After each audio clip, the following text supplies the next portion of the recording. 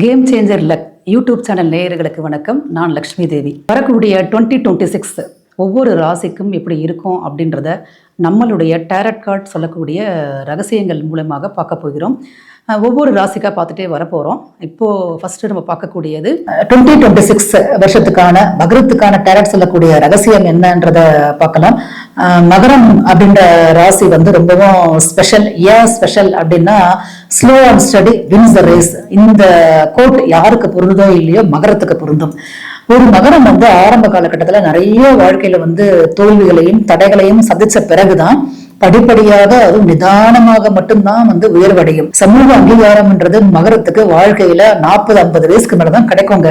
அதுதான் மகரத்தினுடைய தலையெழுத்து. பட் அப்படி கிடைச்ச ஒரு அங்கீகாரம் அப்படின்றது வந்து ஒரு நீடித்த புகழை வந்து கடைசி வரைக்கும் வந்து அவங்களுக்கு தரும். ஓகேங்களா? மகரம் கத்துக்க வேண்டிய ஒரு முக்கியமான ஒரு பாடம் என்னன்னு பாத்தீங்கன்னா, கொஞ்சம் பிளெக்சிபிலிட்டியா இருக்கிறதுக்கு கத்துக்கணும். ஏன்னா இந்த மகரம் வந்து ரொம்பவும் பொருளாதார நோக்கம் கொண்டவர்கள். இவங்களுடைய சிந்தனைகள் செயல்பாடுகள் எல்லாமே வந்து பாத்தீங்கன்னா ஒரு பணம் சார்ந்த வகைகள், பொருளாதாரம் சார்ந்த வகைகள்ல தான் வந்து ரொம்ப அதிகமா இருக்கும். இந்த வேலை செய்துட்டே இருக்கிறது, இந்த வேலைகள்லயே ரொம்ப போக்கஸ் பண்றது, ஒரு நிதானமா இருக்கிறது, ஒரு முடிவை சட்டுன்னு எடுக்க மாட்டாங்க.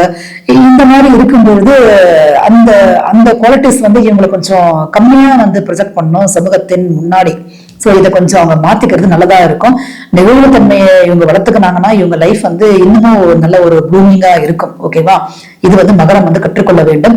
அடுத்து பார்க்கும்போது மகரத்துக்கான பொருளாதாரம் எப்படி இருக்கும், கடன் வந்து நிவர்த்தி ஆகுமா இந்த வருடம் இவர்களுக்கு. நெக்ஸ்ட் பார்க்கும்போது ஏதாவது ஜாப் அதெல்லாம் எப்படி அமையும்ன்றத பார்க்கலாம். மகரத்துக்கான பொருளாதார வாழ்க்கை. பொருளாதார வாழ்க்கையில வந்து உங்களுக்கு காதல் சம்பந்தப்பட்ட ஒரு கார்டு வருது. பென்டகல்ஸ் வந்திருக்கு, ஒரு பிளஸ் கார்டு இருக்குது. ஓகே, இந்த கார்டை நான் பிரதானமா எடுத்துக்கிறேன். ஏன்னா அது பென்டகல்ஸ் வந்திருக்குது. பொருளாதாரத்தை பத்தி பேசும்பொழுது இந்த கார்டு வர்றது வந்து ரொம்ப ஸ்பெஷல். ஓகேவா?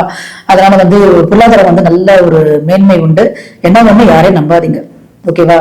நம்பிக்கைக்கு நீங்க நம்பிக்கை சார்ந்த விஷயங்களையோ மற்ற நம்புறது மூலியமாவோ சில இழப்புகளை சந்திக்கிற மாதிரி இருக்கும். கொஞ்சம் செல்ஃப் போக்கஸ் பண்றது, நீங்க ஆல்ரெடி செல்ஃப் போக்கஸ்ல தான் இருப்பீங்க. உங்க வேலையில வந்து நீங்க கண்ணும் கருத்துமா தான் இருப்பீங்க. பட் அதை இன்னும் கொஞ்சம் நீங்க இருக்கும்பொழுது கொஞ்சம் ஏமாற்றங்கள்ல இருந்து தப்பிக்கலாம் அப்படின்றத காட்டுது உங்களுக்கு. ஜாப்பும் கிடைக்கிறதுக்கு நிறைய சான்சஸ் இருக்குது.